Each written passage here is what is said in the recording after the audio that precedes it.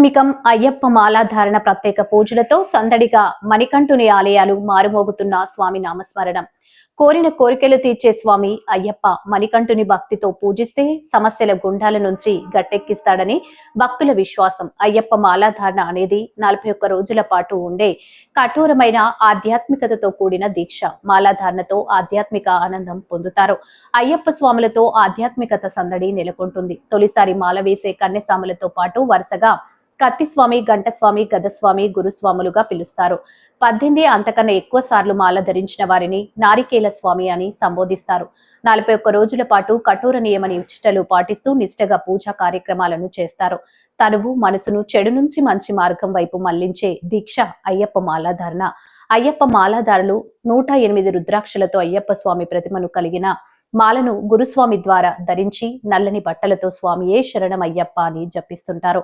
భక్తులు స్వామియే శరణం అయ్యప్ప అంటూ మణికంఠుని సేవలో తరిస్తుంటారు.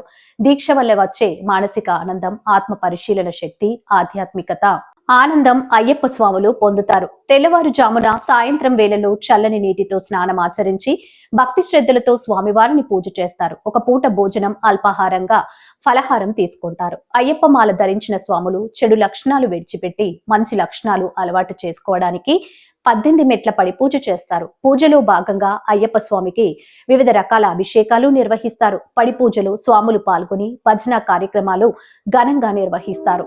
అయ్యప్ప మాలాధారణ చెడు నడక, ఆలోచనలు, ప్రవర్తనల నుంచి దూరం చేసి సత్ప్రవర్తనకు దగ్గర చేస్తుంది. 41 రోజులు దీక్ష పూర్తి చేసిన తర్వాత ఇరుముడికి అత్యంత ప్రాధాన్యత ఉంటుంది. అందరినీ దేవుని ప్రతిరూపంగా చూస్తూ భక్తితో మెలుగుతారు. ప్రతి వారి అయ్యప్ప స్వామి ప్రతిరూపంగా భావించి స్వామి అని సంబోధిస్తారు. మణికంఠుని దీక్షతో ఆరోగ్యం. మణికంఠుని మండల దీక్షతో ఆధ్యాత్మికత, మానసిక ప్రశాంతతతో లభిస్తుంది. భక్తుల నమ్మకం శాస్త్రీయం ప్రకారం పురాతన కాలం నుంచి కొన్ని రకాలైన వ్యాధులకు ఆయుర్వేద చికిత్స చేయడానికి మండల కాలం ప్రామాణికంగా వాడుతున్నారు.